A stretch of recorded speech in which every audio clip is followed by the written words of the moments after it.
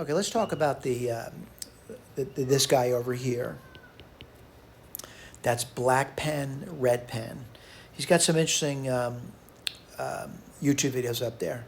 Typically, what he does, he'll take a problem set with 100 problems in it, and he'll work straight through it. Sometimes it takes him 9 hours to get through it, but he does it. He's entertaining. I like the guy. I think he's good at what he's doing. All right, but the bottom line is, they're secret weapons. Right. What's the first secret weapon we talk about, or that he talks about? He talks about this secret weapon over here. Yeah, it does pop up. Right. So I'm going to say this was covered in Calc 1. I'm going to write a little differently. I'm not going to use the net against letter X in it. And just to briefly talk through it, basically I'm writing the same thing that's over here. The only difference is now I don't have a limit symbol on it, and instead of using the letter N, I'm using letter X. N is typically going to be some like integer value. All right. Now, when I start using X continuous, what I do over there, took the natural log of both sides. Relatively simple to do that. Let me turn the page. And maybe I should write that down when I turn the page. But anyway, it says solve for y. Solving that for y is fairly easy to do. What's going to be y will equal e raised to the power bx natural log 1 plus a over x. And bottom line, it really goes back to the original problem. But let me talk about that and what I have written over here. Now, granted, when you're typing things up, you might think they look different. It's really the same thing. Y equals e to the bx, I got this over here, times a natural log, all right? What I did was I want to start using what's called L'Hopital's rule. And L'Hopital's rule really depends on a quotient, all right? So what I do, I rewrite the power for e as a quotient problem. And the quotient I chose is this one over here, ln, 1 plus a over x, and then what goes on bottom is actually 1 over bx, all right? And that's all it's written over here. Then what I do is I do a limit. Let me put out what I mean by that. The limit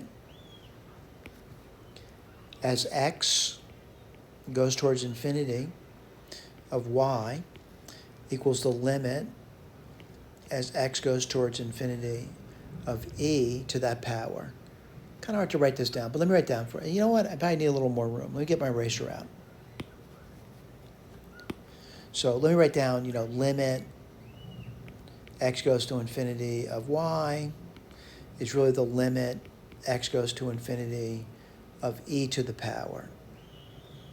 And that power is ln 1 plus a over x, 1 over b to the x. And there's a problem over here. Now, looking at it, when x goes to infinity, what do I get? I get the natural log of 1 on top for any finite a. And then what happens there, the natural log of 1 is 0. And in bottom, it also gets 0. So I'm getting a clear case of L'Hopital's rule, 0 over 0. So I'm going to use L'Hopital's rule, all right? So how do you do L'Hopital's rule? Let's talk about it. I want to point out that I type things up. I type them up for a reason, by the way. I'm using this letter H over here to indicate I'm using L'Hopital's rule. But let me go through that with you, all right? So I'm going to write this with an H on it. And really what I'm doing is, E is a continuous function, so I'm just really looking at, the limit of this guy over here. And I'm going to use L'Hopital's rule on it. That's why I put the letter E there. I'm sorry, the letter H on the equality.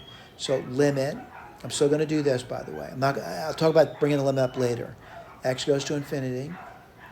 E, and again, this turns out to be 0 over 0, so I'm using L'Hopital's rule. You take the derivative of the top. Well, the derivative of the top is going to be 1 over, it's a natural log, 1 plus a over x times the derivative of the inside, this is chain rule, and that's going to be minus a over x squared. The bottom is going to be, let's see, minus, I can be careful here, minus 1 over b, and then I'd get x squared there. All right, I got to simplify that because it looks crazy looking, doesn't it? And let's take a look at that. Limit x goes to infinity, e. Now, certainly I'm going to get a positive, but what I want to do is I want to be careful about this before I write it down. We'll do it on the side. Again, it's going to be negative over negative is positive, so I'm going to get rid of the negative sign right away. It's going to be a here, x squared here. Now, I'm dividing by 1 over bx squared. It's like multiplying by bx squared. So what happens here?